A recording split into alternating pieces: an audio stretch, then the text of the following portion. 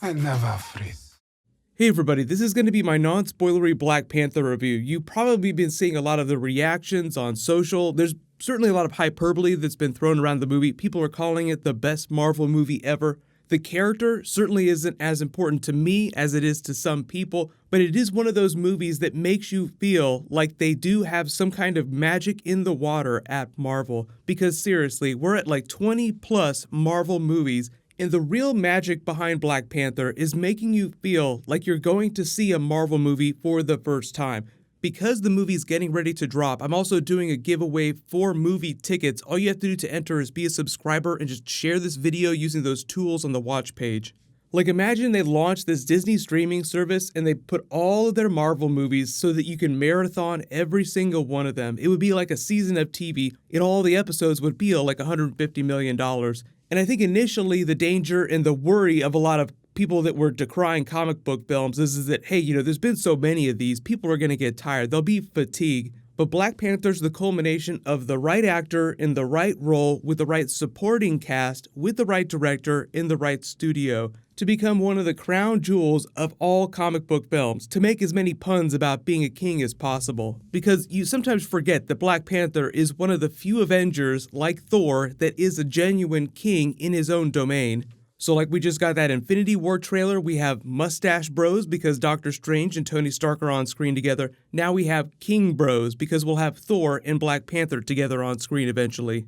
There's been a lot of talk about Black Panther box office. It's smashed all the pre-sales orders, so people are like, this is going to make billions of dollars.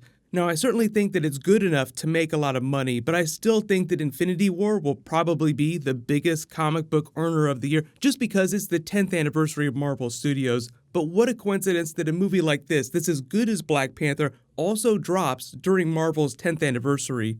I think most of the credit has to go to Ryan Coogler and Chadwick Boseman, because if you don't believe in your king, then it's really like a house of cards or a house of glass that you build your kingdom on. It'll just crumble at the sign of any cracks. You may have heard the story about how Marvel cast him as Black Panther during Civil War. Like, they were literally sitting, the powers that be, around this big table. Kevin Feige with the Russo brothers, all their other bigger producers, and all at the same time, they said Chadwick Boseman. He was their top pick, every single one. They called him up, boom. He became the Black Panther. No auditions necessary. They made Robert Downey Jr. audition for Iron Man. I shit you not. Thank you, Mr. Stark. Please call me Tony. I mean, seriously, here you are, you're sweating balls in the desert, you're fighting for our freedom back home. And it's ghastly, the conditions. There's not a woman in sight. I'm a woman. Yes, clearly. Although I retract that statement, I'd like to admit that.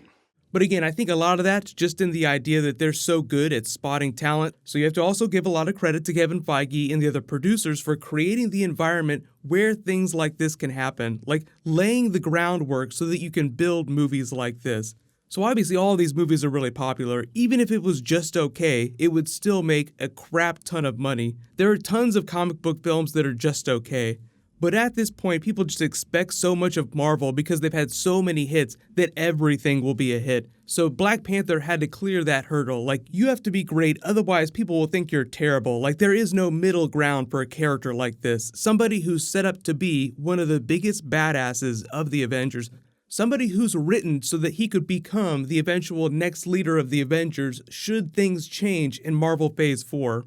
Now don't get me wrong, the movie is by no means perfect. Every good Marvel movie has its weak points. So like you saw those fight scenes during Civil War, Black Panther moves like none of the other Avengers have moved before, and it can look kind of weird on screen. Now that you have like two kind of versions of that during the film because of the Killmonger character, it can get a little weird during their big fight scenes. So some of that can take you out of the movie if you're just not expecting it, like, wow, this is getting a little cartoonish. But I think at this point, you're sort of tuned for comic book films, so you know kind of what to expect when they get to those big airport battle type scenes. And they do certainly have their version of an airport battle, like where just a bunch of stuff is happening on screen at once. So even though I thought they did nail a lot of the big fight scenes, like they have great action, I don't think that it will change the way you feel about that in comic book movies. So if you're totally down for that kind of stuff, then the movie just is more of that. But if you're someone who really just likes it when they're talking together on screen, like the really dramatic moments, it also delivers on that too. Like I said, because the cast is so good, those do wind up being some of the best moments of the film. The non-action scenes, when a lot of stuff is happening, even though they're not clawing each other's eyes out.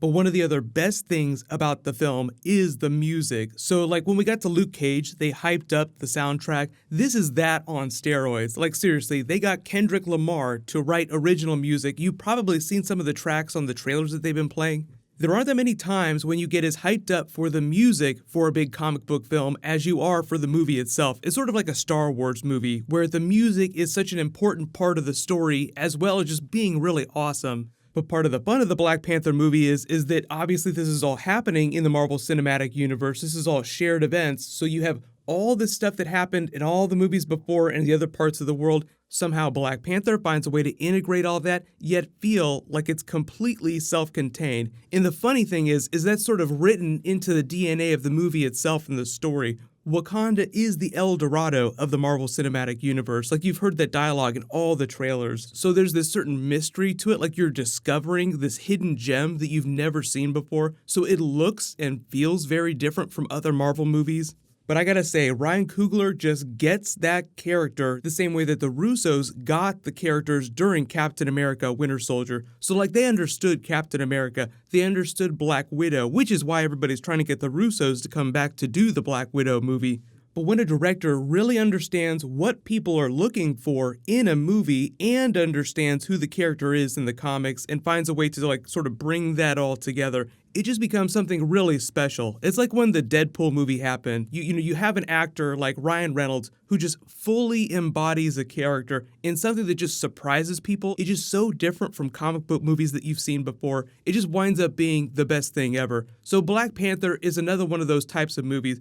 You have an actor that sort of made the character his own, so that when people think about Black Panther, they'll think about Chadwick Boseman. Like when you walk down the street and you ask somebody who Iron Man is, they say, oh, Robert Downey Jr. is Iron Man. They don't say Tony Stark. So obviously he was fantastic as the character during the movie. But Michael B. Jordan, like I've said before, probably one of the best Marvel villains since Loki, even Cate Blanchett's Hela.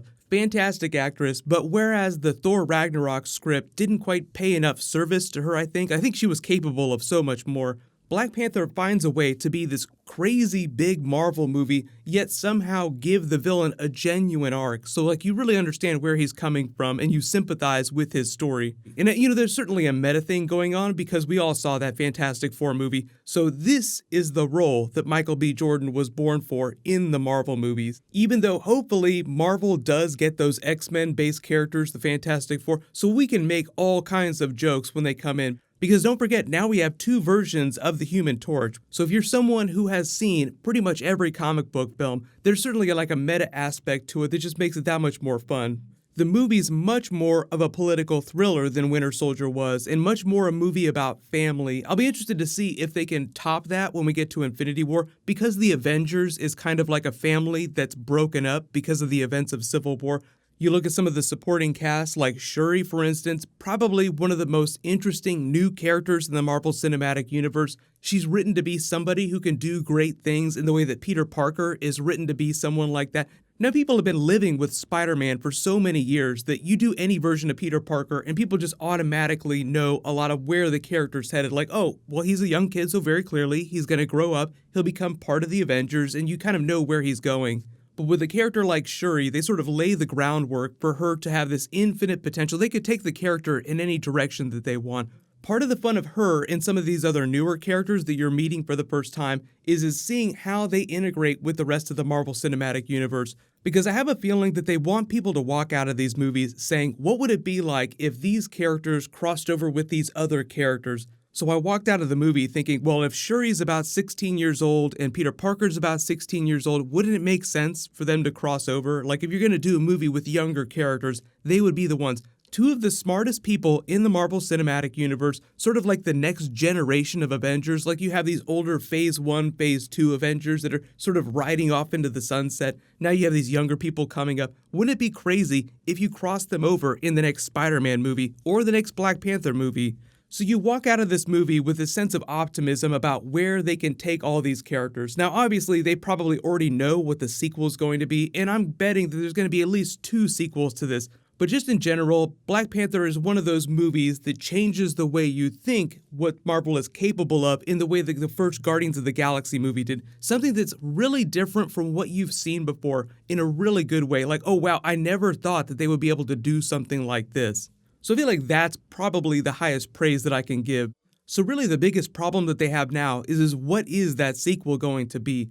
So I don't want to get into really big spoilers, but just in general, like the Dora Milaje, Shuri, Lupita, Danai Gurira, Michael B. Jordan, Andy Serkis, Martin Freeman, all fantastic performances. Like we're getting to the point now, like I said, where they could just get any actor they want. Like you want an Oscar winner, they would never do comic book movies, boom, they're doing comic book movies now. But if you're a big, long-time comic book fan, I know you're all asking about Easter eggs, post-credit scenes.